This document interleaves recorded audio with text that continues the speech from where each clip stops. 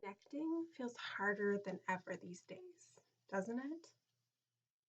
Even though we have devices at our fingertips that allow us to connect with virtually anyone around the world, as long as they have Wi Fi or cell reception, it feels hard to truly connect with others, and the pandemic hasn't helped.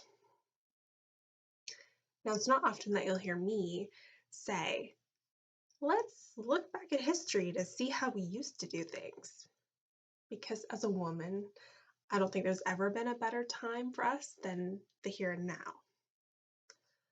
But with that being said, it doesn't mean we can't look at our past and pull some tips and strategies, things that we may have forgotten along the way, to help us in the present. So I invite you to come down a rabbit hole with me. I promise we'll come back safely. Let's take a look at folklore. More specifically, folk tales. Now, folk tales from around the world can vary. They can be different, but there's a lot of similarities. And folklorists have spent decades upon decades putting folk tales into categories and subcategories based on common threads. That is the takeaway, that no matter where you're from on this planet, there are common threads throughout our history and the stories that we tell. A better way to look at this is to examine 4 of the main reasons why folk tales were told. The first one, to explain the creation of something. Now, if you've ever been to a mountainous region, you've probably seen a mountain or a cliff face that looked like it had a profile of somebody in it. It looked like a face. Northern European tales will tell you that those mountains might be trolls. These giant monstrous beings that, when tricked to stay out in the sunlight, were turned to stone. That's an example of explaining why something looks the way it does using a story. Reason number 2 why folk tales were told: to explain the unexplainable. Perfect example of this is a rainbow. Today, we know when we look in the sky after a rainstorm that a rainbow is purely sunlight filtered through raindrops. The raindrops act as a prism and separate the colors. We know that because it's made of light, you can never actually reach the rainbow.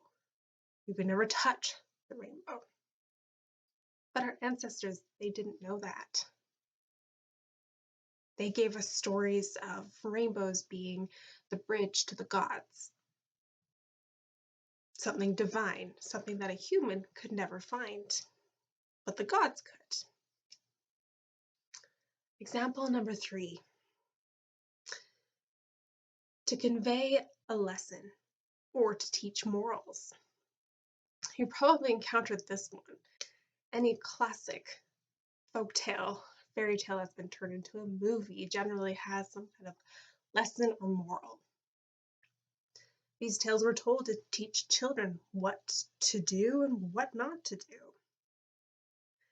It's easier as a parent to tell your child a story that will inspire them to take action or not to take action than to nag them. I know this. I have a 4-year-old. This is how we get stories like Little Red Riding Hood. Don't leave the path in the woods. There could be an evil wolf waiting for you. Or stay away from that particular body of water. It's dangerous. There could be a water monster or a water spirit that will drown you. Or stories where people who behave good and work hard are rewarded. So we've covered creation, explaining the unexplainable, teaching a lesson. The 4th common reason why folktales were told worldwide was for entertainment. I think we can relate to this one the most with all the entertainment and stimulus we have today with movies and books and audiobooks and podcasts. Before all that was created, our ancestors told stories. They created stories about creatures that had better opportunities, more wealth, more riches, tales of elves, of hidden creatures, things that humans could aspire to or could catch them to get some of that good luck. Or if they did something good for these beings, they had a chance of being rewarded. Or sometimes the characters were just inspirational in how much they could endure in their lifetimes, then so could an ordinary person who's listening to the story. So there you have it. Those are the four reasons. So let's come back to the present. And what is the purpose of all this? Why are we talking about folktales and the troubles connecting today?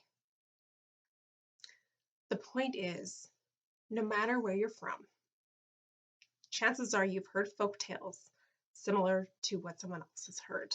The threads are the same. Our stories repeat themselves. Our stories are the same. So the next time that you are connecting with somebody new or reconnecting with somebody old, and you feel anxious, you feel like you don't know how to do it anymore, my challenge to you is to start with stories. Share a story that you've been through, or share a story you remember from your past, and chances are that other person will really be able to relate to you. You can leave politics at the door, you can avoid talking about the weather. Just start with stories.